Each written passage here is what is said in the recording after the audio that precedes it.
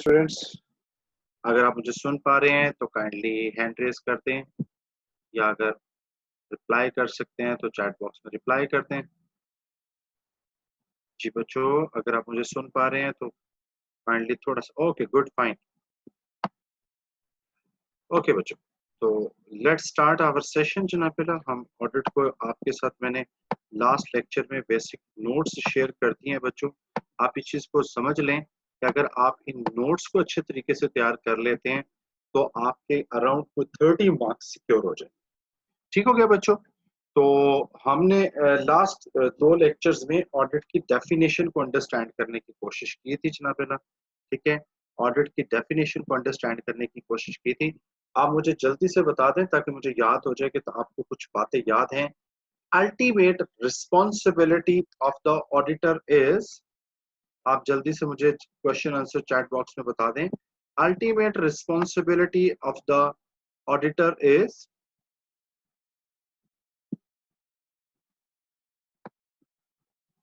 Ji ultimate responsibility of the auditor is, बच्चों बता दें मुझे अगर आप मुझसे सुन पा रहे हैं। वेरी गुड बच्चों, to express an opinion, yes, ultimate responsibility of the auditor is to express an opinion, as to whether financial statements give true and fair view in all material aspect। बच्चों bore नहीं होना, आप सोचेंगे sir ये बार बार आप इस definition पे focus क्यों कर रहे हैं। बच्चों, ये डेफिनेशन ही हमारा सिलेबस है, सही है जी।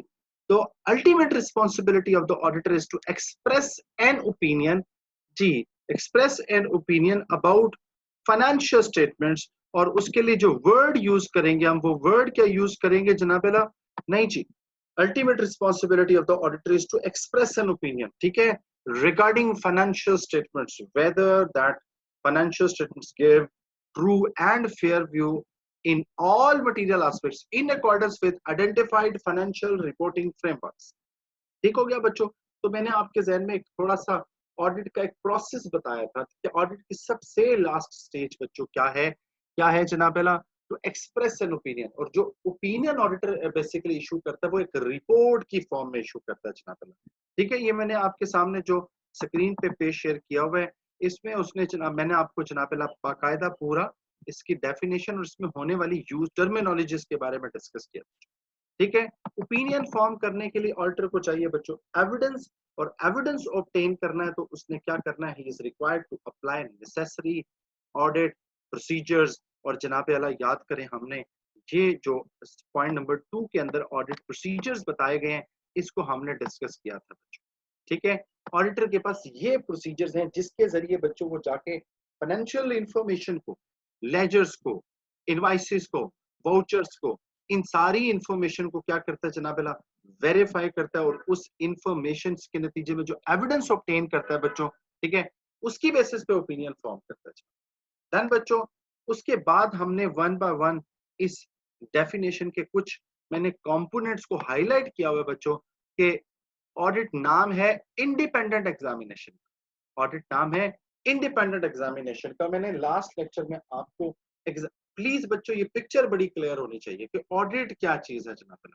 ऑडिट में फिर बार बार रिपीट करता रहूंगा जब तक मुझे यकीन नहीं हो जाएगा कि आपके पास ऑडिट नाम है कि एक इंडिपेंडेंट पर्सन ने आके फाइनेंशियल स्टेटमेंट्स जो कि मैनेजमेंट ने बनाई होंगी, डायरेक्टर्स ने उनको ऑथेंटिकेट किया होगा, उसको आके वेरीफाई करना है थ्रू सपोर्टिंग डॉक्यूमेंट्स, और उसके बारे में ओपिनियन देनी है कि आया ये financial statement true and fair view दे रहे हैं। ट्रू एंड फेयर व्यू क्या होता है, हम इस पे भी बात करेंगे जनाब।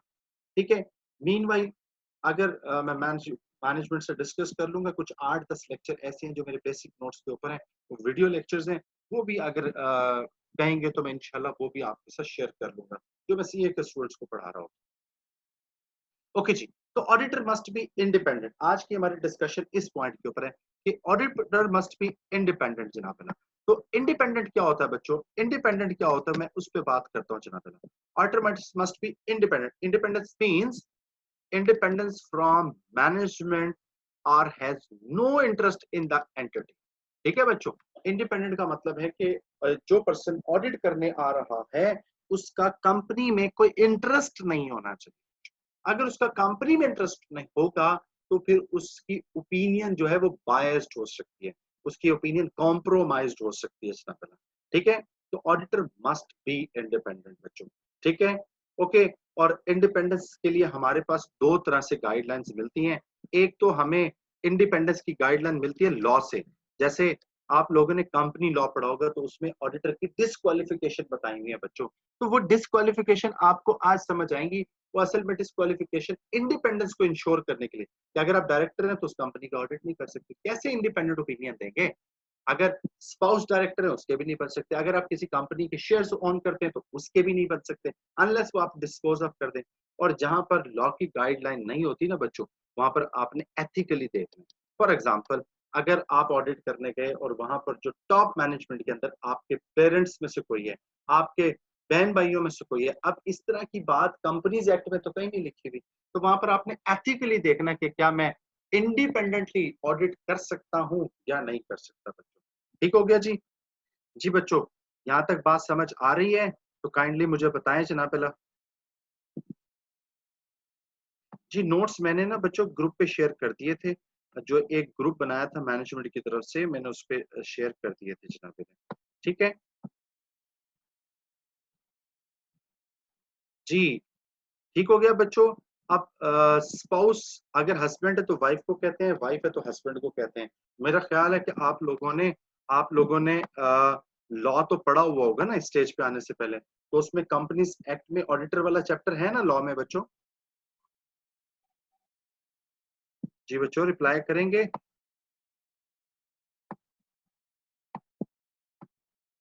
जी बच्चों रिप्लाई नहीं आ रहा मुझे आपका।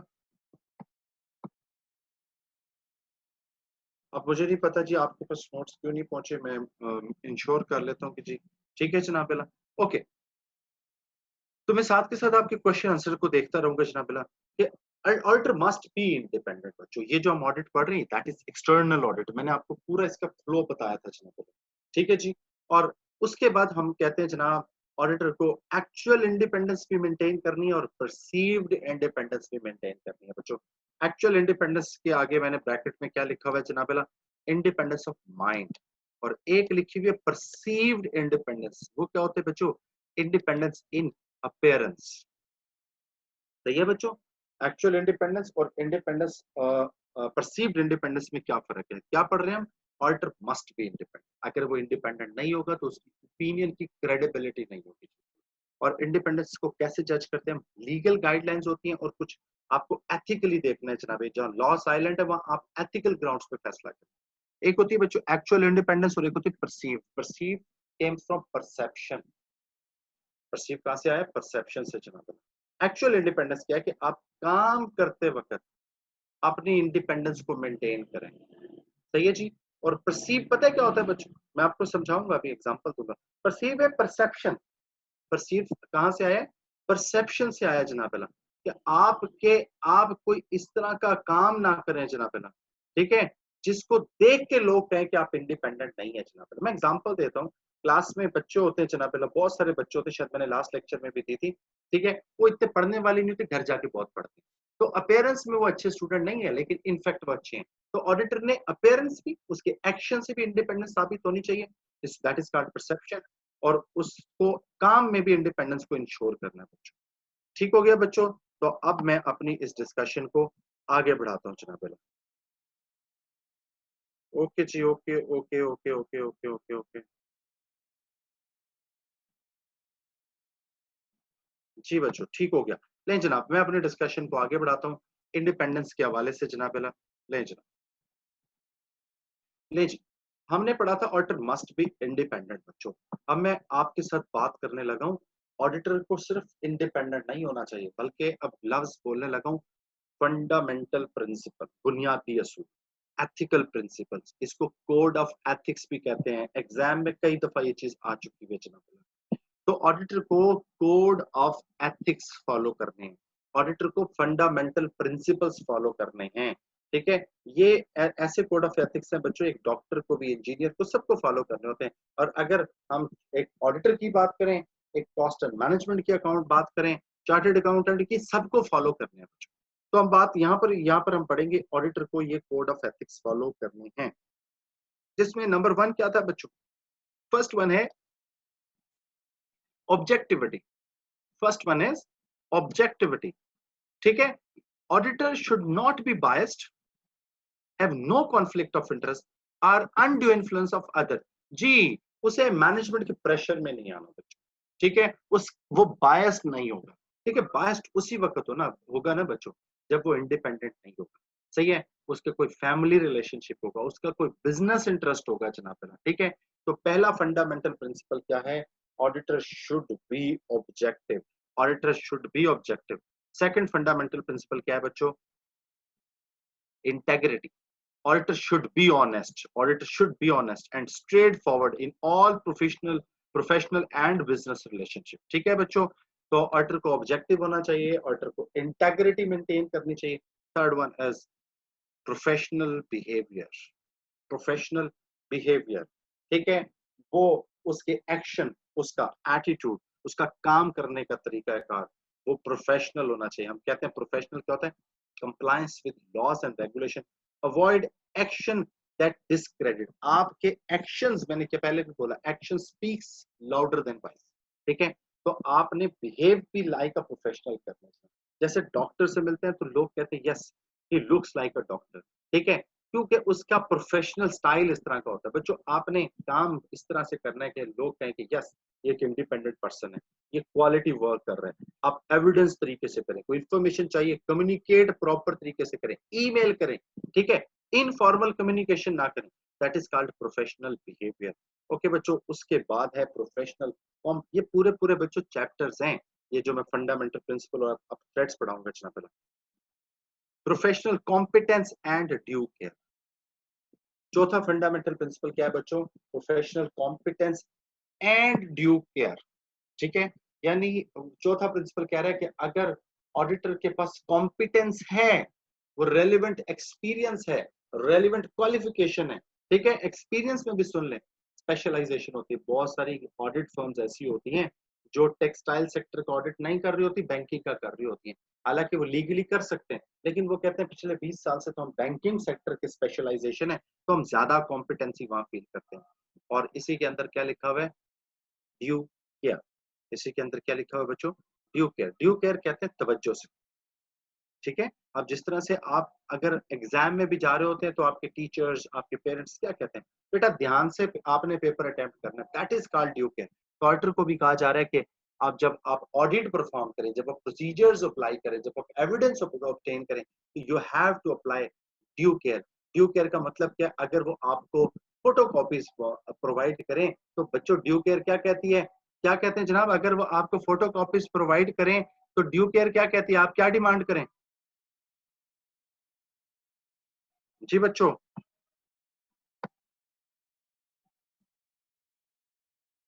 जी बच्चों, आप मुझे सुन पा रहे हैं तो? यस, वेरी गुड बच्चों। अगर वो आपको फोटो कॉपीज दें तो आप ओरिजिनल डिमांड करें। यस, आप कहें जी original, that is due care. Very good बच्चों, वेरी गुड। अच्छा, इसी तरह अगर वो आपको ओरली कोई जवाब दें, अगर वो आपको ओरली रिस्पॉन्ड करें, तो आपको क्या करना चाहिए? जी बच्चों,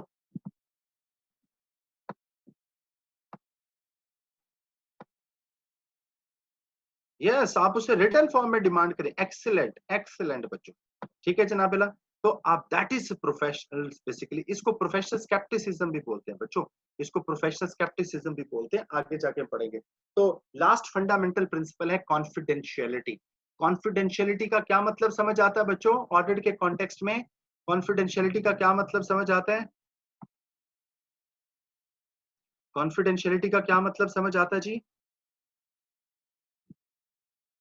प्लीज बच्चे मैनेजमेंट देखिएगा, बहुत सारे बच्चे कह रहे हैं कि हम क्लास में किस तरह से पार्टिसिपेट कर सकते हैं। काइंडली इस बहुत सारे बच्चों के बार बार मेरे सामने मैसेज आ रहे हैं जनाबेला कि हम किस तरह से पार्टिसिपेट करें, तो काइंडली आप इसको मैटर को देखिएगा जी।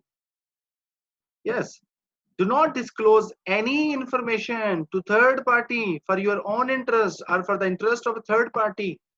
आपने आपने इंफॉर्मेशन को डिस्क्लोज नहीं करना। आप करने गए ऑडिट पेप्सी का, तो आपने देखा इनका बेवरेजेस का प्रोसेस कैसा है, आपने, आपके भाई ने पूछा कि भाई बेवरेजेस प्रोसेस कैसे है, आपने शेयर नहीं करना। आपके वालिद साहब ने पूछा, आपने नहीं करना। आपके दोस्त किसी जगह पे जा रहे थे इंटरव्यू देने, जिस कंपनी का ऑडिट, उन्होंने कहा अच्छा इनके कंपनी का सीएफओ का पेरोल क्या है, आपने तो देखा होगा। अब you will not disclose any information to third party either for your own interest or for the interest of third party।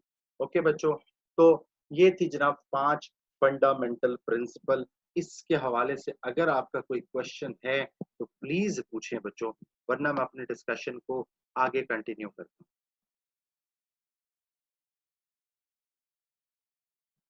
जी बच्चों, कोई क्वेश्चन है?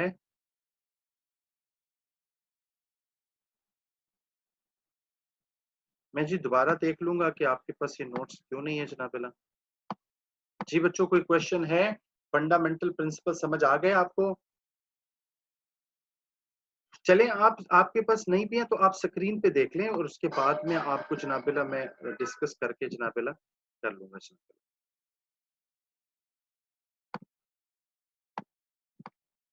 जी बच्चों, जो लोग मुझे सुन पा रहे हैं काइंडली रिस्पॉन्ड करें। ठीक है जनाब, कि आपको फंडामेंटल प्रिंसिपल समझ आ गए, कोड ऑफ एथिक्स समझ आ गए जनाबिला?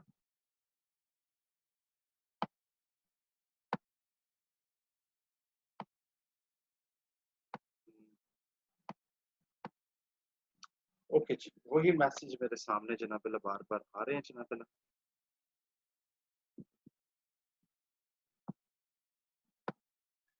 ओके जी, मैं कंटिन्यू करता हूँ जनाबिला। ठीक है, कंटिन्यू करता हूँ जनाबिला कि these are the fundamental principles or these are the code of ethics which auditor is required to follow। अब मैं लास्ट फंडामेंटल प्रिंसिपल्स के हवाले से आपके साथ बात कर रहा था जनाबिला, वो क्या है? कॉन्फिडेंशियलिटी। कॉन्फिडेंशियलिटी के हवाले से बच्चों मैं एक बात बता दूं, इसकी कुछ एक्सेप्शंस हैं। सही है जनाबिला, इसकी कुछ एक्सेप्शंस हैं बच्चों, इसके कुछ एक्सेप्शंस हैं। एक्सेप्शन का मतलब ये होता है कि उस सिचुएशन में आप प्लीज अपने हाथ में पेन और रजिस्टर कुछ जरूर रखिएगा। मैं कुछ बातें बोलता जाऊंगा, जब बुक में आएंगे तो मैं दिखा भी दूंगा आपको। ठीक है, तो auditor is required to maintain confidentiality, but there are certain exceptions. But there are certain exception. Exception का मतलब ये है कि उस सिचुएशन में कॉन्फिडेंशियलिटी को वायलेट करना ही एथिकल होगा। उस सिचुएशन में इंफॉर्मेशन को डिस्क्लोज करना ही सही समझा जाएगा। और वो एक्सेप्शन क्या है बच्चों, आप नोट डाउन कर लीजिएगा, बुक में मौजूद है। Number 1, when auditor is required by law. जब ऑडिटर को कोई चीज, फर्ज करें आप एक कंपनी का ऑडिट करने गए और आपने देखा कि कंपनी में मनी लॉन्ड्रिंग के इंडिकेशंस हैं, तो वहां पर मनी लॉन्ड्रिंग अथॉरिटीज कहती हैं कि उस सिचुएशन में ऑडिटर को वो इंफॉर्मेशन रिपोर्ट कर देनी चाहिए टू रेगुलेटरी अथॉरिटी। तो उस सिचुएशन में ऑडिटर ने ये नहीं देखना that information is a confidential information, that information is a confidential information जनाबिला। ओके जी, तो इसी तरीके से number 2, when by the order of court auditor is required to maintain confidentiality but there are certain exceptions। number 1, when it is required by law। number 2, by the order of court, कि कोई company का कोई matter court में चला गया जनाब, company का कोई मैटर कोर्ट में चला गया और कोर्ट ने ऑर्डर किया कि सर्टन फोरम पर ऑडिटर वो इंफॉर्मेशन शेयर कर दे, तो उस सिचुएशन में भी ऑडिटर कॉन्फिडेंशियलिटी को ब्रीच कर सकता है। Third one, when client has given permission. भाई इंफॉर्मेशन किसकी है बच्चों? इंफॉर्मेशन कंपनी की है ना, इंफॉर्मेशन क्लाइंट की है ना। अगर क्लाइंट खुद से इजाजत दे दे कि ऑडिटर इंफॉर्मेशन शेयर कर सकता है टू सर्टेन अथॉरिटीज, तो उस सूरत में भी ऑडिटर क्या कर सकते हैं, उस इंफॉर्मेशन को कम्युनिकेट कर सकता है to the third party. Number 4, when auditor have to defend himself. When auditor have to, auditor पे एलिगेशन लग जाता है कि ऑडिटर ने क्वालिटी ऑडिट नहीं किया, तो कल को ऑडिटर मुझे बताएं कि वो अपने आप को किस तरीके से प्रोटेक्ट करेगा। वो जिस उस किसी भी फोरम पे जाएगा तो जो उसने काम किया होगा बच्चों, वही वो सामने रखेगा और साबित करेगा कि जनाब मैंने क्वालिटी ऑडिट किया है या नहीं किया जनाब। तो जब ऑडिटर को अपने डिफेंड करने की बारी आएगी तो ऑडिटर इस इंफॉर्मेशन को कम्युनिकेट कर सकता है। And last one is when it is in the public interest, कि कोई ऐसा मैटर है जिसमें पब्लिक इंटरेस्ट इन्वॉल्व है, तो उस सिचुएशन में भी ऑडिटर कॉन्फिडेंशियल इंफॉर्मेशन को जो ड्यूरिंग ऑडिट उसके पास आई है उसे डिस्क्लोज कर सकता है। जो बच्चों मुझे सुन पा रहे हैं, प्लीज मुझे बता दें कि उन्हें ये code of ethics fundamental principles समझ आ गए हैं तो मैं अपनी बात को आगे कंटिन्यू करूं? प्लीज बच्चों रिप्लाई करें जी। जी ठीक हो गया बच्चों, शाबाश। ठीक है, अब जिनका तो कनेक्शन का इशू है बार बार, प्लीज बच्चों वो लोग रिस्पॉन्ड ना करें। ठीक है जनाबेला, अच्छा जी, गुड हो गया। एक्सेप्शन नंबर वन थी बेटा अपना कि when it is required by law, when it is required, कोई बात अगर किसी उस कंट्री के लॉ में लिखी हुई है, जैसे मैंने आपको money laundering laws and regulation की बात की जनाबेला, उसके लॉज एंड रेगुलेशन में लिखे हुए कि ऑर्डर को अगर कोई ऐसी इंफॉर्मेशन नजर आए तो वो मनी लॉन्ड्रिंग अथॉरिटीज को रिपोर्ट कर दे।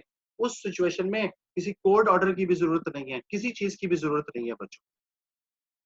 ध्यान बच्चों, ठीक है आमना बेटा, ओके जी, ओके जी, मैं कंटिन्यू करता हूँ जनाबेला।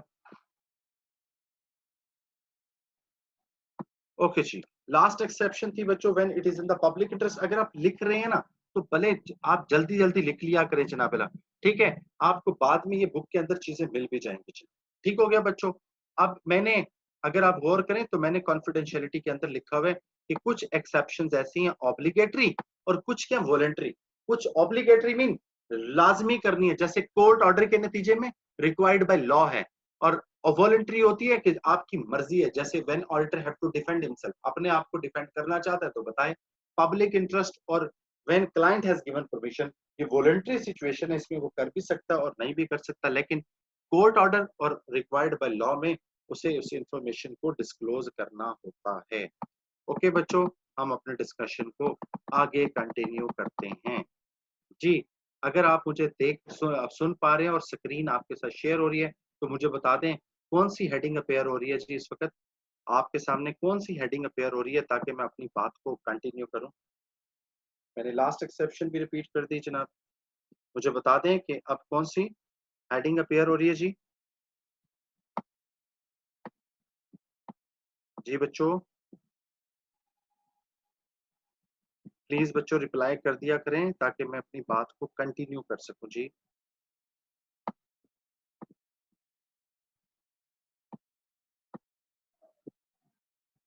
जी लास्ट एक्सेप्शन में रिपीट कर देता हूँ, when it is in the public interest, when it is in the, पहली थी रिक्वायर्ड बाय लॉ, दूसरी थी order of court, when auditor have to defend himself, सही है जनाब पहला, और उसके बाद था जनाब when client has given permission, और लास्ट वन थी जनाब when it is in the public. Okay जी, threats to fundamental principal, very good जी। चले अब शुरू करता हूँ बच्चों, साथ रहेंगे ना तो। अच्छा मुझे एक बात बताएं बच्चों कि आप ऑडिट करने गए तो आपको integrity, objectivity, professional competence, due care, confidentiality, professional behaviour, ठीक है, खास तौर पे इसमें से मैं इंटेग्रिटी, ऑब्जेक्टिविटी, क्या आप ऑडिट करने गए तो आपको किसी किस्म का थ्रेट फेस करना पड़ सकता है या आपको किसी किस्म का कोई थ्रेट नहीं होगा? क्या कोई ऐसी सिचुएशन हो सकती है कि जिसमें आपकी इंडिपेंडेंस या फंडामेंटल प्रिंसिपल अफेक्ट हो सकते हैं?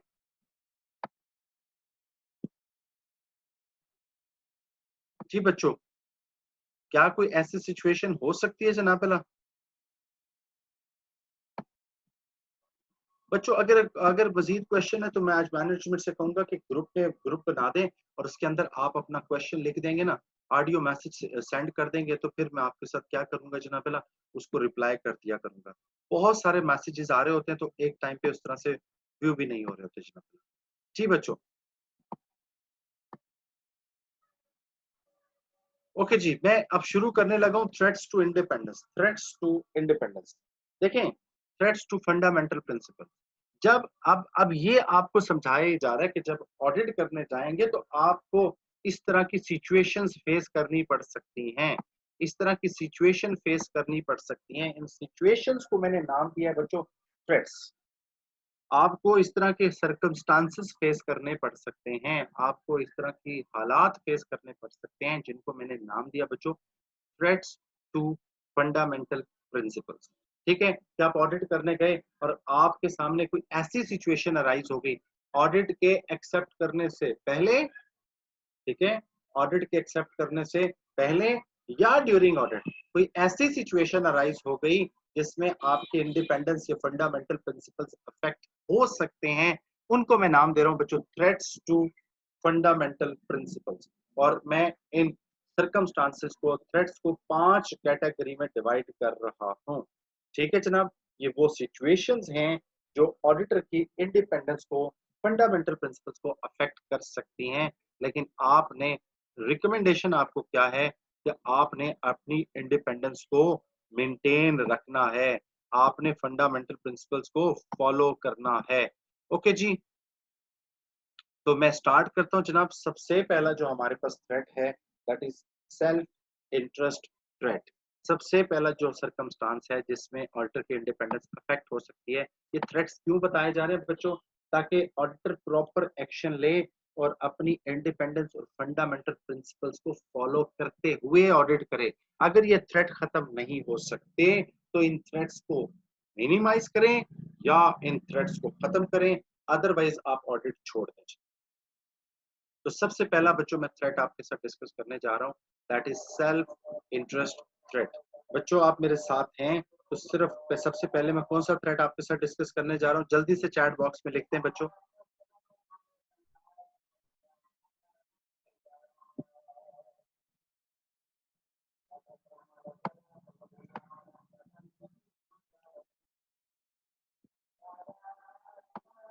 जी बच्चों जल्दी से लिख दें।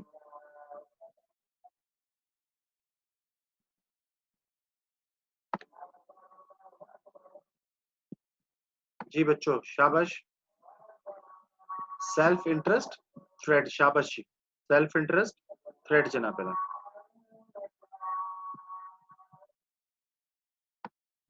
ओके जी, शाबाश बच्चों, बस रिस्पॉन्सिव रहें। जिनका कनेक्टिविटी का इशू है काइंडली वो मैनेजमेंट से डिस्कस करके इसको रिजॉल्व करवा लें। ओके जी, सेल्फ इंटरेस्ट थ्रेट क्या है? when auditor have when auditor have any kind of family or any kind of financial interest in the company, that's it। वो क्या कहता है जनाब कि अगर ऑडिटर का उस कंपनी में, जिस कंपनी का वो ऑडिट करने गया, जिसको मैं ऑडिट क्लाइंट कह रहा हूं, अगर उसके अंदर उसका किसी किस्म का फाइनेंशियल इंटरेस्ट या फैमिली इंटरेस्ट मौजूद है, ठीक है, फाइनेंशियल या फैमिली इंटरेस्ट मौजूद है, तो उसकी इंडिपेंडेंस कॉम्प्रोमाइज हो सकती है, उसकी इंडिपेंडेंस कॉम्प्रोमाइज हो सकती है। इसमें पहली एग्जांपल बच्चों जनाब मैं आपके साथ डिस्कस कर रहा हूँ, auditor owns the share of audit client. ये तो आपने कंपनीज एक्ट में भी पढ़ा है कि शेयर नहीं होने चाहिए।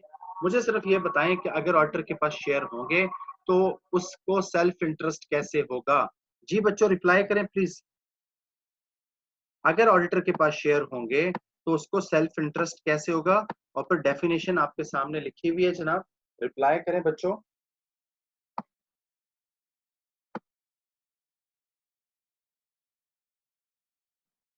चले जी, अजान हो रही है, 1 मिनट की मैं ब्रेक कर रहा हूँ, यहाँ भी अजान हो रही है, 1 मिनट की ब्रेक कर रहा हूँ जी मैं, उसके बाद कंटिन्यू करता हूँ।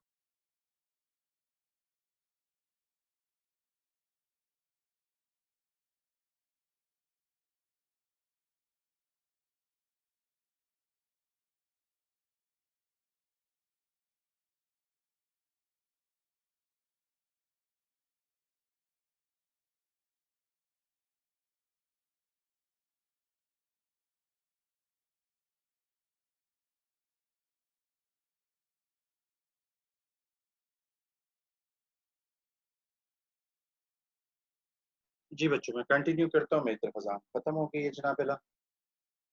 यस, उसका फाइनेंशियल इंटरेस्ट है बच्चों, उसका फाइनेंशियल इंटरेस्ट है। अगर ऑडिट करता है और उसे कोई मिसस्टेटमेंट मिल जाती है और वो कहता है फाइनेंशियल स्टेटमेंट सही नहीं बनी हुई, ये फाइनेंशियल स्टेटमेंट मिसस्टेटेड है, तो मार्केट में शेयर की प्राइस नीचे जाएगी, शेयर की प्राइस नीचे जाएगी तो उसकी अपनी शेयर की वर्थ चली जाएगी जनाब। तो बताएं बच्चों इस सिचुएशन में ऑडिटर को क्या करना चाहिए? इस सिचुएशन में बच्चों बताएं ऑडिटर को क्या करना चाहिए? जल्दी रिप्लाई करें बच्चों। इस सिचुएशन में ऑडिटर को क्या करना चाहिए बच्चों? Did not do audit, recommendation दे बच्चों। देखें ये एक सिचुएशन आई जिसमें ऑर्डर के इंडिपेंडेंस को एक थ्रेट है, ठीक है। कुछ बच्चे कह रहे हैं जनाब ऑडिट ना करे जनाब अला, ठीक है, sell the share, yes very good. तो आप सबसे पहले ये नहीं कहेंगे कि ऑडिट छोड़ दो, आप पहले कोई और मैयर लेने की कोशिश करें बच्चों, ठीक है। ठीक है बेटा आमना आपने या रेहान, आपने ये जुनेद ये नहीं कहना कि ऑडिट छोड़ दें, आप पहले देखें कि क्या इस थ्रेट को खत्म किया जा सकता है या इस थ्रेट को मिनिमाइज किया जा सकता है। ठीक है, अगर किया जा सकता है तो फिर आप पहले वो कोशिश करें। जैसे कंपनीज एक्ट हमें क्या कहता है बच्चों, तो मैंने या तो लीगल गाइडलाइंस लेनी है या एथिकल गाइडलाइंस लेनी है, तो यहाँ पर लॉ की मौजूद है जनाब। तो उस सूरत में अगर ऑडिटर शेयर्स को डिस्पोज ऑफ कर दे, अगर ऑडिटर शेयर्स को डिस्पोज ऑफ कर दे तो वो ऑडिटर बन सकता है। और कंपनीज एक्ट की गाइडलाइंस क्या है कि at the time of appointment आप बता दें और विद इन 90 डेज आप डिस्पोज ऑफ कर दें। अगर आप ऐसा नहीं करना चाहते तो सेल्फ इंटरेस्ट थ्रेट मौजूद होगा, तो आपको ऑडिट छोड़ देना चाहिए। ठीक हो गया बच्चों। तो मैंने सेल्फ इंटरेस्ट थ्रेट की एक एग्जांपल आपके साथ डिस्कस कर ली। अगर आपको बात समझ आ रही है तो एक दो लोग यस करते ताकि मैं आगे बात को कंटिन्यू करूं। गुड गुड गुड बच्चों, ठीक हो गया, शाबाश।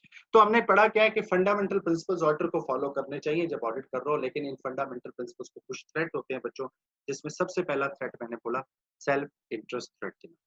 तो ये जितने भी थ्रेट्स हैं बच्चों, लेकिन ऑडिटर को करना क्या है, अपनी इंडिपेंडेंस को मेंटेन करना है, अपनी इंडिपेंडेंस को मेंटेन करना है। ठीक है बच्चों। नंबर 2 में एग्जांपल, अच्छा gifts and hospitality self interest है? गिफ्ट्स एंड हॉस्पिटैलिटी बच्चों सेल्फ इंटरेस्ट है? जी बच्चों रिप्लाई करें। अगर गिफ्ट्स एंड हॉस्पिटैलिटी आपको ऑफर की जाए तो सेल्फ इंटरेस्ट क्रिएट होगा? जी बच्चों क्या कहते हैं? जी बिल्कुल क्रिएट होगा। अच्छा चलें फिर, आप रिकमेंडेशन भी तो आप ही देना, क्या करना चाहिए इस सिचुएशन में ऑडिटर को? जी, इस सिचुएशन में ऑडिटर को क्या करना चाहिए?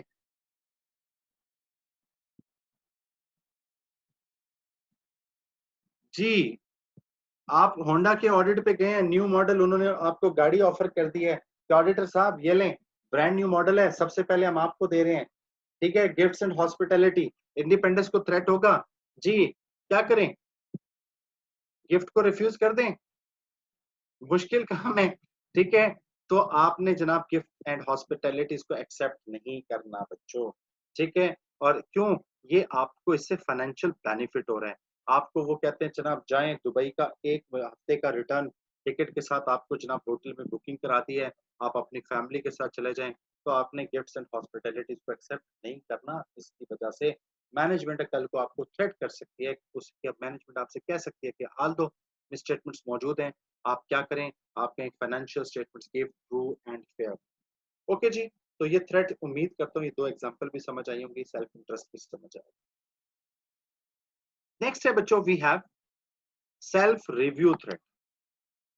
दूसरा थ्रेट हमारे पास कौन सा है जनाब बेला? जी ठीक हो गया जनाब बेला। सेल्फ रिव्यू थ्रेट जनाब बेला, सेल्फ रिव्यू थ्रेट की एग्जांपल ये है कि ऑडिटर ऑडिट करने गया और ऑडिटर ने आगे क्या किया, अपने ही किए हुए काम उसके सामने आ गया। यानी सेल्फ रिव्यू कहते हैं उस वो काम जो आपने ही किया हो, आप उसी को ही दोबारा देखना शुरू हो जाएं, तो that situation is called self review threads, that situation is called self review thread जनाब। जी बच्चों, मैं आपसे एक सिचुएशन पूछता हूँ, आपने जवाब देना है जनाब, फिर मैं ऑडिट की एग्जांपल दूंगा सेल्फ रिव्यू थ्रेड। अगर आईसीएमएपी आपको बुला ले और आपसे कहे कि जनाब अपने पेपर को चेक करें, तो मुझे बताएं आप फेल होंगे या आपका रिजल्ट कुछ और होगा? सॉरी, आप पास होंगे या रिजल्ट कुछ और होगा? जी, क्या बात है, क्या बात है, पेपर चेक किए बगैर ही पास हो गए आप? जी, लें जी 100 मार्क्स। ठीक है, डिस्टिंक्शन मेरिट सर्टिफिकेट, क्या बात है जनाब ठीक है, तो हुआ क्या, अपने ही किए हुए काम को चेक कर रहे थे ना। तो इसमें दो रिस्क आए बच्चों। अब इसमें दो मसाइल हैं। एक तो हो सकता है आप पेपर चेक किए बगैर ही नंबर लगा दें और आप क्या कहें, "वो मेरा पेपर है, मैं तो गलती कर ही नहीं सकता, मैं तो जो करता हूँ वो बिल्कुल ठीक होता है।" दूसरा, पेपर चेक किया, उसमें गलतियां आई, आप गलतियां आइडेंटिफाई करेंगे तो आपका रिजल्ट खराब होता है। ठीक है, तो क्या आप उन मिस्टेक्स को हाईलाइट करना चाहेंगे? जी बच्चों, हाईलाइट करना चाहेंगे या नहीं? हाँ, वेरी गुड वेरी गुड। अब आ जाते हैं ऑडिट के एग्जाम। फॉर एग्जाम्पल, आपको कंपनी ने ऑडिटर अपॉइंट कर लिया एजीएम में, और आपको कंपनी बाद में कहती है कि हमारी इस साल की फाइनेंशियल स्टेटमेंट्स तो बना दें।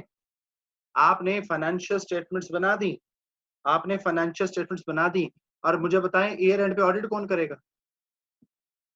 आपने कंपनी की फाइनेंशियल स्टेटमेंट्स भी बना के दे दी, ठीक है, आपको पैसे मिले हैं ना उस काम पे, तो मुझे बताएं ईयर एंड पे ऑडिट कौन कर रहा होगा जी? बोले बच्चों, हम खुद कर रहे होंगे। तो सेल्फ रिव्यू थ्रेड बना कि नहीं बना? यस नो बोले। सेल्फ रिव्यू थ्रेड बना ना जी, बिल्कुल बना। ठीक है, तो अगर आपने ऑडिट किया और आपको फाइनेंशियल स्टेटमेंट में कुछ एरर्स, कुछ मिसस्टेटमेंट्स मिल गई, तो आप तो खामोश हो जाएंगे, क्योंकि फाइनेंशियल स्टेटमेंट की प्रिपरेशन में तो आप इन्वॉल्व थे। या हो सकता है आप ऑडिट करें ही ना और ओपिनियन दे दें, ऑडिट किए बगैर ओपिनियन दे दें, तो वो तो ऑडिट की डेफिनेशन ही है। और अगर कोई मिसस्टेटमेंट्स आ गई और वो आप हाईलाइट नहीं करेंगे, क्योंकि इससे आपकी गुडविल अफेक्ट हो सकती है बच्चों। ठीक है, तो इस सिचुएशन में ऑडिटर को क्या करना चाहिए बताएं बच्चों? इस सिचुएशन में ऑडिटर को क्या करना चाहिए? जी बच्चों, ऑडिट छोड़ दें, ठीक है जनाब। और ऑडिट नहीं करना चाहिए, ऑडिट नहीं करना चाहिए, turn down the audit, not audit, शाबाश बच्चों, वेरी गुड। ठीक है, जितनी बात आपने अभी तक कही बिल्कुल सही है कि आप फैसला करें कि अगर आपने फाइनेंशियल स्टेटमेंट बनानी है तो ऑडिट ना करें, और अगर ऑडिट करना है तो फिर फाइनेंशियल स्टेटमेंट ना बनाएं। लिस्टेड कंपनीज में सख्ती ज्यादा होती है कि कोई एक सर्विसेज दें। अदर देन लिस्टेड कंपनी में होता है कि अगर आपने फाइनेंशियल स्टेटमेंट बनाई है तो ऑडिट के लिए जो टीम भेज रहे हैं तो वो नहीं होनी चाहिए जो फाइनेंशियल स्टेटमेंट की प्रिपरेशन में इन्वॉल्व थी। ओके बच्चों, सेल्फ रिव्यू थ्रेड समझ आ गया? एक एग्जांपल दिए मैंने आपको जनाब। सेल्फ रिव्यू थ्रेड समझ आ गया तो बच्चों रिप्लाई कर दें ताकि मैं अगले थ्रेड की तरफ चला जाऊं। जी गुड हो गया बच्चों, चलो ठीक हो गया, ठीक हो गया, ठीक हो गया। ओके रुक जाए जी, ओके। ओके जी, ओके नेक्स्ट में चलता हूँ जी। मैं अपने डिस्कशन को आगे बढ़ाता हूँ जनाब पहले। Okay, next threat we have familiarity threat. Next threat we have बच्चों फेमिलियरिटी थ्रेड। फेमिलियरिटी थ्रेड में दो बातें हैं बच्चों। फेमिलियरिटी थ्रेड में दो बातें हैं। फेमिलियरिटी थ्रेड अराइज होता है नंबर वन, जब आपकी क्या होती है, जब आपकी लॉन्ग टर्म एसोसिएशन होती है, जब आपकी लॉन्ग टर्म एसोसिएशन होती है, या फैमिली रिलेशनशिप होती है। अब मैं आपके पास मैंने एडवोकेसी को बाद में समझा दूंगा, पहले मैं आपको क्या समझा रहा हूँ, फैमिलियरिटी थ्रेड। फैमिलियरिटी थ्रेड बच्चों उस वक्त अराइज, जी एडवोकेसी भी समझाऊंगा, डोंट वरी एट ऑल। ठीक है, आसान आसान जरा समझा दूं ना। ठीक है, फेमिलियरिटी थ्रेड कब अराइज होता है जनाबेला? जब आपका कोई फैमिली रिलेशनशिप हो या लॉन्ग टर्म एसोसिएशन हो जनाबेला, या तो फैमिली रिलेशनशिप हो या लॉन्ग टर्म एसोसिएशन हो जनाबेला। ठीक है, अब इसकी मैं दो एग्जांपल देता हूं। सपोज दैट जो कंपनी का एक डायरेक्टर है, सपोज दैट मिस्टर ए, वो आपका यूनिवर्सिटी फ्रेंड है जनाबेला। बताएं फेमिलियरिटी थ्रेड है कि नहीं है? जी बच्चों, फेमिलियरिटी थ्रेड है या नहीं है? जैद कहते हैं नहीं है। जी, इसमें लॉन्ग टर्म एसोसिएशन है या नहीं है बच्चों? लॉन्ग टर्म एसोसिएशन हम कहते हैं जो हम एक दूसरे को बहुत लंबे अरसे से जानते हैं। ठीक है, एक दूसरे को हम बहुत लंबे अरसे से, काफी अरसे से जानते हो, यानी पिछले 10 साल से हम फ्रेंड्स हैं। ठीक है, फेमिलियरिटी होगी कि नहीं होगी जनाब? ठीक है, ठीक है जी, ओके। यस, आप यूनिवर्सिटी फ्रेंड्स हैं, स्कूल फ्रेंड्स हैं, ठीक है, आपका बहुत ज्यादा फ्रेंडली रिलेशनशिप है, that situation is called long term association. या आपका क्लोज फैमिली रिलेशनशिप है, जैसे हस्बैंड है तो वाइफ है, वाइफ है तो हस्बैंड है, एटसेट्रा। ठीक है, तो इस सिचुएशन में फेमिलियरिटी थ्रेट अराइज होता है। ठीक है बच्चों, अब मैं आपको एग्जांपल देता हूँ। मैं एग्जांपल देता हूँ आपको। सपोज दैट आप ऑडिट करने गए तो वहां पर जो कंपनी डायरेक्टर थी वो आपकी स्पाउस थी, वो आपकी स्पाउस थी। जी, फैमिलियरिटी थ्रेट है? जी बच्चों, फैमिलियरिटी थ्रेट है या नहीं है? बिल्कुल है। तो रिकमेंडेशन दे, इस सिचुएशन में ऑडिटर अपनी इंडिपेंडेंस को मेंटेन करने के लिए क्या करे बच्चों?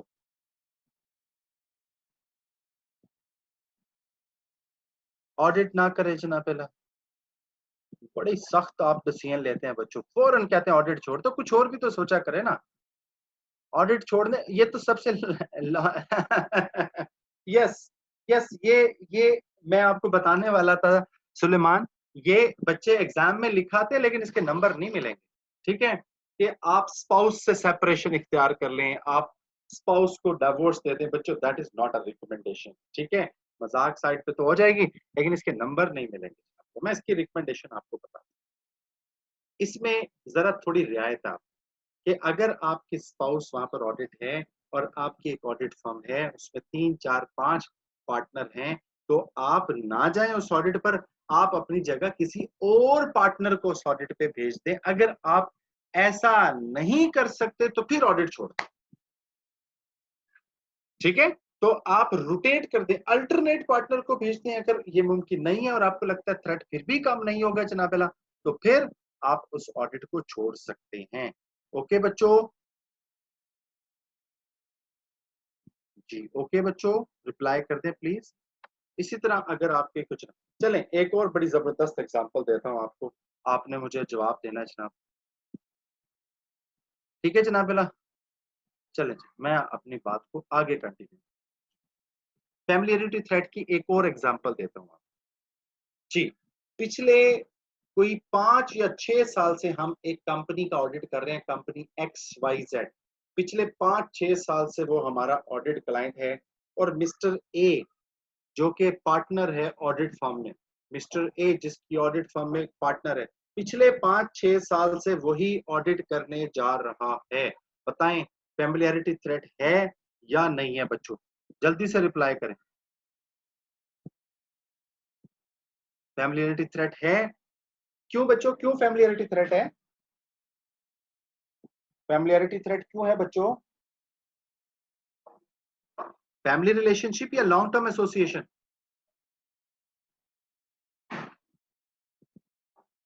जी बच्चों,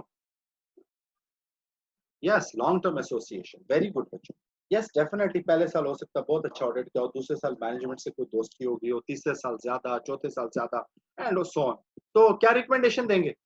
प्लीज ऑडिट छोड़ने वाली सबसे आखिर में कहिएगा, सही है, सबसे आखिर में कहिएगा कि ऑडिट छोड़ दें। पहले जनाब जी, यस यस, क्या रिकमेंडेशन है जी?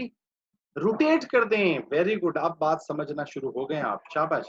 आप पार्टनर को क्या कर दें, रोटेट कर दें उसकी जगह। यस, नॉर्मली इंटरनेशनल गाइडलाइंस यही है कि हर 5 साल के बाद बेहतर है टीम पेज बदल दें। टीम नहीं बदल सकते तो कम से कम पार्टनर और जो मैनेजर उस ऑडिट पे जा रहे हैं ना टीम में, उनको रोटेट कर दें बच्चों। ठीक हो गया बच्चों, तो आपको फैमिलियरिटी थ्रेट भी समझ आ गया। अगर समझ आ गया है तो जनाब यस कह दें ताकि मैं अपनी बात को आगे कंटिन्यू कर सकूं। और गुड हो गया, गुड हो गया, बस एक दो लोग यस कहते काफी अच्छा। उसके बाद बच्चों हमारे पास नेक्स्ट जो थ्रेट है that is intimidation threat, that is intimidation threat. Intimidation threat, okay. Intimidation बच्चों कहते हैं ब्लैकमेल करना, इंटिमिडेशन कहते हैं ब्लैकमेल करना, हरास करना। ठीक है, हरास करना, बुले करना, इसको कहते हैं इंटिमिडेशन थ्रेट। ठीक है बच्चों, इंटिमिडेशन थ्रेट क्या होता है कि आप ऑडिटर को, मैनेजमेंट ऑडिटर को हरास करती है। ओके बच्चों, चलें इसकी एग्जांपल दूं अब आपको, बोलें एग्जांपल दूं आपको, रिप्लाई कर दिया करें ताकि थ्रेटिकल है ना, बोर ना हो आप। जी, इसकी एग्जांपल आपके साथ शेयर करूं, चलें रुक जाएं, एग्जांपल देता हूं। पहले वैसे एग्जांपल दूंगा फिर ऑडिट की एग्जांपल दूंगा।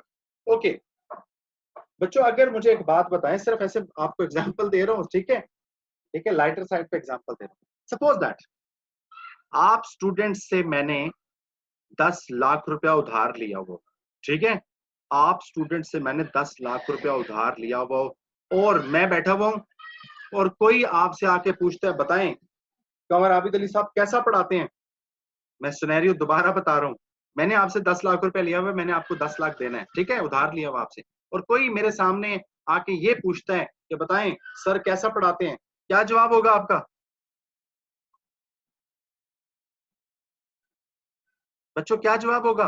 बहुत अच्छा, वेरी गुड। भाई पैसे जो लेने हैं आपने, सही है ना, पैसे लेने हैं, तो आपको समझ आ रही होगी कि इंटिमिडेशन थ्रेट क्या होता है। अब पहली एग्जांपल यही लिखी हुई है बच्चों, ओवरड्यू फीस। सही है जनाब बेला?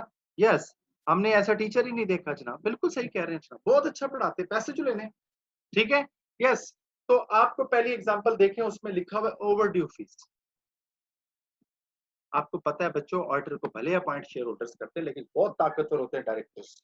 वो आपको चले ठीक है, आपसे टैक्स की सर्विसेज ले लेंगे, आपसे दूसरी सर्विसेज नहीं लेंगे। ठीक है, तो आपको यूं ब्लैकमेल कर सकते हैं। ठीक है, नेक्स्ट ईयर हम आपसे फिर जो टैक्सेशन की सर्विसेज है या दूसरी सर्विसेज ले रहे हैं वो हम आपसे नहीं लेंगे। तो ऑडिटर परेशान हो जाता है कि अच्छा फिर मेरा तो रेवेन्यू अफेक्ट हो सकता है। खैर मैं आपको पहले एग्जांपल दे रहा हूँ इसकी जी। ओवर ड्यू फी। क्या? ओवर ड्यू फी, पिछले साल की या कुछ सर्विसेज की फीस मैंने अभी भी कंपनी से लेनी है, कंपनी की मैनेजमेंट से लेनी है। मुझे बताएं, इंटिमिडेशन, इंटिमिडेशन थ्रेट हो सकता है कि नहीं? ब्लैकमेल ऑडिटर हो सकता है कि नहीं हो सकता? बच्चों जवाब दें बच्चों, ऑडिटर ब्लैकमेल हो सकता है कि नहीं हो सकता? बच्चों जवाब दें। यस हो सकता है। तो फिर रिकमेंडेशन दें कि ऑडिटर को क्या करना चाहिए, ये भी तो बताएं ना बच्चों, ऑडिटर को क्या करना चाहिए?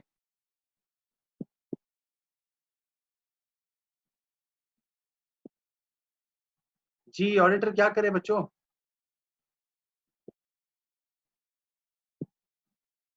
जी यस, वेरी गुड बच्चों, वेरी गुड, यस। सही है जी। कोर्ट में जाना चाहिए। क्या हो गया, उनसे पैसे मांगे? इतनी जल्दी क्यों? इतना गुस्सा नहीं बच्चों। ठीक है, नंबर नहीं आएंगे, एग्जाम में पास होना हमने। ठीक है, गुस्सा करेंगे ना तो एग्जाम में भी नुकसान है और क्लाइंट भी चला जाएगा आपको। आप उनसे डिमांड करें कि पहले प्रीवियस फी आप क्लियर करें तो मैं इस साल का ऑडिट स्टार्ट करूंगा, अदरवाइज मैं अपना ऑडिट स्टार्ट नहीं करूंगा। डन। तो दैट इज द रिकमेंडेशन। एक बच्चा कह रहा था, सेकंड एग्जांपल बड़ी जबरदस्त, बड़ी रेलिवेंट है। एक कंपनी आपसे बच्चों टैक्स की सर्विस भी ले रही है, कंसल्टेंसी भी ले रही है, ऑडिट भी करवा रही है आपसे, इंटरनल कंट्रोल सिस्टम भी डेवलप करवाया, बहुत सारी सर्विसेज। तो बहुत सारी फीस आपकी एक क्लाइंट से आ रही होगी ना बच्चों। ठीक है, तो मुझे बताएं इस सिचुएशन में भी इंटिमिडेशन अराइज होगा कि नहीं होगा? जी बच्चों, इंटिमिडेशन। बच्चों आपके क्वेश्चन में ले लूंगा, बेहतर पता है क्या, मैंने सीए के अंदर भी यही किया हुआ कि व्हाट्सएप ग्रुप बनाए हुए हैं, उसमें आप क्वेश्चन डाल दिया करें। इतनी तेजी से चैट बॉक्स स्क्रॉल हो रहा होता है ना कि आपके क्वेश्चंस काफी सारे हो सकते हैं मिस भी हो रहे हो जनाब। जी शेयर होल्डर से बात करें। शेयर होल्डर्स बच्चों हजारों में होते हैं, शेयर होल्डर्स हजारों में होते हैं और बहुत सारी सर्विसेज ऐसी होती है जिनका सोल फैसला करने का इख्तियार डायरेक्टर्स के पास होती है जनाब। ठीक है जी। Significant proportion intimidation threat rise होगा तो इस सिचुएशन में रिकमेंडेशन जो होती है कि आप कुछ सर्विसेज खुद से छोड़ दें ताकि वो आपको ब्लैकमेल ना करे। इंटरनेशनली गाइडलाइन ये है कि अगर तो लिस्टेड क्लाइंट है तो 10% of the total fee of the last year, फिर आपको जो टोटल रेवेन्यू ऑडिट फर्म का आया था उसका 10% से ज्यादा किसी एक क्लाइंट से नहीं आना चाहिए। और अगर अदर देन लिस्टेड कंपनी है तो 15% से ज्यादा रेवेन्यू नहीं आना चाहिए। ओके बच्चों? जी बच्चों समझ आ रही है? जी रहीमुल्ला समझ आ रही है? ओके हो गया। हमजा बेटा समझ आ रही है? डन हो गया, गुड हो गया। अब कौन सा थ्रेट रह गया बच्चों? मुझे याद नहीं है, जरा आप याद करवा दें, कौन सा थ्रेट रह गया? लास्ट वाली बात सेम थी, significant proportion of the fees. अगर एक क्लाइंट से आपको बहुत ज्यादा रेवेन्यू आ रहा है तो हमें इसके लिए रिकमेंडेशन क्या लेनी है कि अगर कंपनी लिस्टेड है तो उसका 10% से ज्यादा रेवेन्यू नहीं आना चाहिए। हमारी जो पिछले साल रेवेन्यू था उससे 10% से ज्यादा किसी एक क्लाइंट से नहीं आना चाहिए। और अदर देन लिस्टेड है तो फिर 15% से ज्यादा रेवेन्यू एक कंपनी से नहीं आना चाहिए। ठीक हो गया जी, लास्ट वाली बात मैंने रिपीट कर दी जनाब। ओके हो गया। चले, अब रह गया हमारा advocacy threat. Okay, advocacy threat बच्चों पता निकला कहाँ से? Advocates, advocate. एडवोकेट मुझे बताएं अपने क्लाइंट के बारे में क्या करता है जब वो अदालत में पेश होता है? तो एडवोकेट अपने क्लाइंट के फेवर में आर्गुमेंट देता है या अगेंस्ट? Yes, yes. तो एडवोकेसी थ्रेट वहीं से निकला है जनाब कि अगर ऑडिटर क्लाइंट का एडवोकेट बन जाए, एडवोकेट वही वाला नहीं, वकील, यानी वो क्लाइंट को सपोर्ट करना शुरू कर दे, उसकी फेवर में आर्गुमेंट बिल्ड करना शुरू कर दे, तो इस थ्रेट को बोलते हैं एडवोकेसी थ्रेट। क्या बोलते हैं? एडवोकेसी थ्रेट जनाब। तो डेफिनेशन में जैसे लिखा हुआ है auditor is asked to promote the client, to promote the client position, to promote the client position, or to represent the client in, to represent the client in court cases, to represent the client in court cases. ठीक है, मैं इसकी एक example देता हूं आपको ताकि आपको बात समझ आए बच्चों। ओके जी, आपको बात समझानी है जनाब पहला, उसके बाद हम अपने डिस्कशन को कंक्लूड करते हैं जनाब पहला। ओके अच्छा जी, मैं देख लेता हूँ। ओके जी, ओके हो गया। एडवोकेसी थ्रेड की बच्चों एग्जांपल देता हूँ। सपोज दैट एक कंपनी का कोर्ट में केस चल रहा है, कंपनी का केस है किसी सप्लायर के साथ, किसी कस्टमर के साथ, सपोज दैट, ठीक है जनाब। और जो ऑडिट फर्म है उसके पास लीगल एक्सपर्टीज भी, कई ऑडिटर और चार्टर्ड अकाउंटेंट्स होते हैं, ठीक है, ऑडिटर्स होते हैं जिनके पास लॉ की क्वालिफिकेशन भी होती है, लॉ की, तो वो अपने क्लाइंट्स को लीगल सर्विसेज भी दे रहे होते हैं, ठीक है, लीगल सर्विसेज भी दे रहे होते हैं जनाब। डन।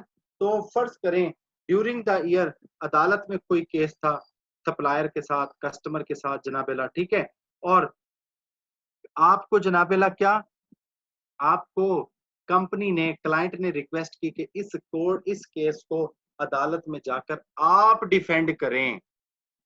तो बच्चों फिर मुझे बताएं कि ऑडिटर ने कंपनी की फेवर में आर्गुमेंट्स दिए होंगे कि नहीं? बताएं बच्चों जल्दी से, रिप्लाई करें बच्चों जल्दी से। आर्गुमेंट दिए होंगे ना जनाब? चलें, गुड हो गया, ठीक है। मैं दोबारा चलें सुलेमान, दोबारा बताता हूँ कि फर्ज करें कंपनी का एक कोर्ट में केस चल रहा है और कंपनी ने आपसे रिक्वेस्ट किया कि कोर्ट केस को आप टैकल करें, अदालत में जाके हमारे बिहाफ पे को इस केस को आप डिफेंड करें। मुझे बताएं ऑडिटर एडवोकेट बन गया कि नहीं बन गया? जी बच्चों, ठीक है, यस, ये मैं कॉमन एग्जांपल दे रहा हूं। अब उसने डिफेंड किया जनाबेला, ठीक है। अब ईयर एंड हुआ, ईयर एंड हुआ तो जब उसने ऑडिट प्रोसीजर्स लगा के चीजों को देखना शुरू किया, पता तो चला कि चीजें तो ऐसी हैं ही नहीं, उसने तो गलत डिफेंड किया था। अब मुझे बताएं कि क्या वो ये बात लोगों को बताएगा कि मैंने गलत डिफेंड किया था, या खामोश हो जाएगा? जी बच्चों, खामोशी इख्तियार कर लेगा या बोलेगा कि नहीं जी पहले मैं गलत था और अब मैं सही हूं? इससे तो ऑडिटर की गुडविल अफेक्ट हो जाएगी, उससे तो ऑडिटर की गुडविल अफेक्ट हो जाएगी। और वो मिसस्टेटमेंट्स को बताने के बजाय वो क्या कहेगा, financial statements give true and fair view in all material aspects, क्योंकि प्रमोट एडवोकेट जो आपने किया था ना बच्चे, ठीक है। तो रिकमेंडेशन बताएं और अपने हम डिस्कशन को खत्म करते हैं। रिकमेंडेशन, रिकमेंडेशन, रिकमेंडेशन बच्चों,